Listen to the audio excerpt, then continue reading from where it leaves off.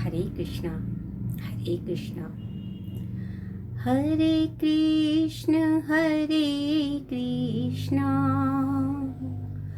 कृष्णा कृष्णा हरे हरे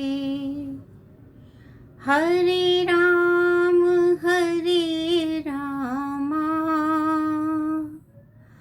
राम राम हरे हरे। हरे कृष्णा हरे कृष्णा। आप सभी भक्तजनों को मेरा प्रणाम। आज मैं भगवत गीता जी के चौथे अध्याय के 22वें सूत्र पर आपके साथ में चर्चा करूंगी, क्योंकि हम सब लोग अनेक प्रकार के कर्मों में व्यस्त रहते हैं और हम सबके मन में यह भावना आती ही रहती है कि हम बिना कर्म किए तो रह नहीं सकते। तो फिर हम किसी ना किसी अच्छे बुरे लाभ या हानि को प्राप्त करने के लिए बाध्य हैं। तो इस बंधन से छुटकारा मिलेगा कैसे?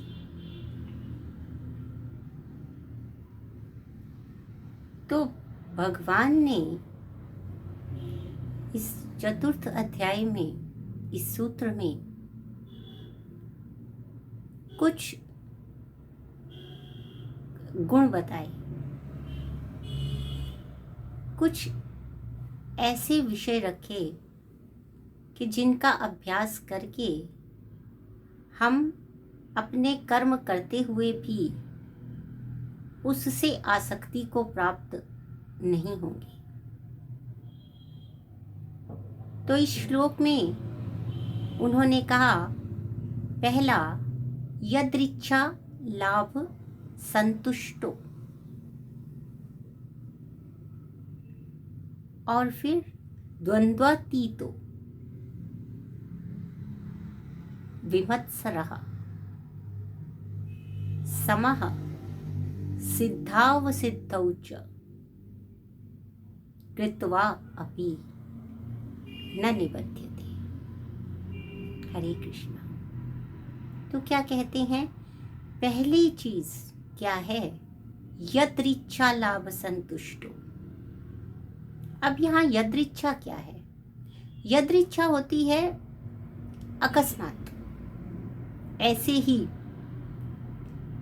जिसे कि नास्तिक दर्शन अर्थात चार्वाक दर्शन ने कहा कि ये सारा संसार यदृच्छावाद से ही उत्पन्न हुआ, अर्थात अपने आप ही उत्पन्न हो गया, कोई कारण नहीं। किंतु यहाँ पर जब भगवान इस शब्द का प्रयोग कर रहे हैं, यदृच्छा लाभ संतुष्टो, यद इच्छा यानी किसकी इच्छा? भगवान की इच्छा। भगवान की इच्छा से जो भी लाभ मिल जाए उसमें संतुष्ट रहना, अर्थात अपने अंदर धैर्य बनाए रखना। उसकी इच्छा से जो लाभ मिला है उसी में संतुष्ट होना। क्योंकि सामान्यतः हम देखते हैं कि हमारी संतुष्टि होती ही नहीं है। एक लाभ के बाद दूसरा लाभ, दूसरे के बाद तीसरा लाभ, हम इन्हीं में उलझे रहते हैं और संतुष्टि प्राप्त नहीं होती। तो प्रभु कहते हैं, यदृच्छा लाभ संतुष्टो, जैसी उसकी इच्छा उसी लाभ में संतुष्ट रहना। द्वंद्वातीतो, ये द्वंद्व क्या है? ये सारा द्वंद्व क्या है? सुख दुख, इच्छा द्वेष, सभी में सदैव या तो हमें किसी वस्तु व्यक्ति स्थान से सुख मिलता है या किसी वस्तु व्यक्ति स्थान से दुख मिलता है, या तो हम किसी ना किसी से राग रखते हैं, आसक्ति रखते हैं, अथवा किसी ना किसी से द्वेष रखते हैं। कि जो द्वंद्व है, हानि लाभ, ये सब सुख और दुख, इच्छा और द्वेष, ये सारे द्वंद्व से अतीत हो जाना, इनको पार कर लेना। और फिर क्या है? विमत्सरः। विमत्सरः का अर्थ होता है ईर्ष्या से रहित होना, अर्थात जेलेसी नहीं होना। उसके पास ये है, मुझे भी ऐसा धन चाहिए, ऐसा घर चाहिए, ऐसा बल चाहिए, ऐसा बाह्य सौंदर्य चाहिए, ऐसी गुण चाहिए, ऐसी आवाज चाहिए। ईर्ष्या। हरे कृष्ण। वस्तुतः जो ईर्ष्या होती है वो गुणों से होती है,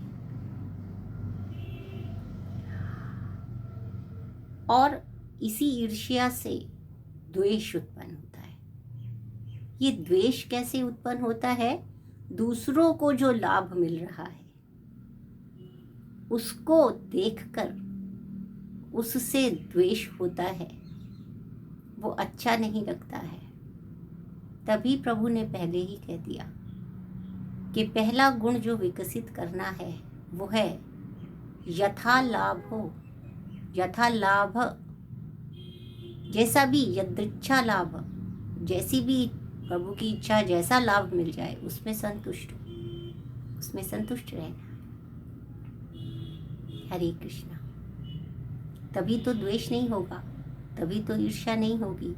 तो जब यदृच्छा लाभ संतुष्ट हो जाएंगे तो द्वंद्व से अतीत होने में, इस सुख दुख इच्छा द्वेष से परे होने में सहायता मिलेगी। और फिर विमत्सरः, ईर्ष्या रहित होंगे। समः सिद्धावसिद्धौ च, अर्थात यदि कोई कार्य सिद्ध हो गया तो भी उसमें अति हर्षित नहीं होना, जिसे यूफोरिया कहते हैं,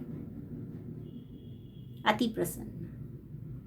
और यदि नहीं हुआ सिद्ध, जो करने जा रहे थे वो सिद्ध नहीं हुआ, तो बहुत ज्यादा दुखी हो जाना, विषाद में चले जाना, आत्मघाती हो जाना, अथवा समाज के लिए घातक हो जाना।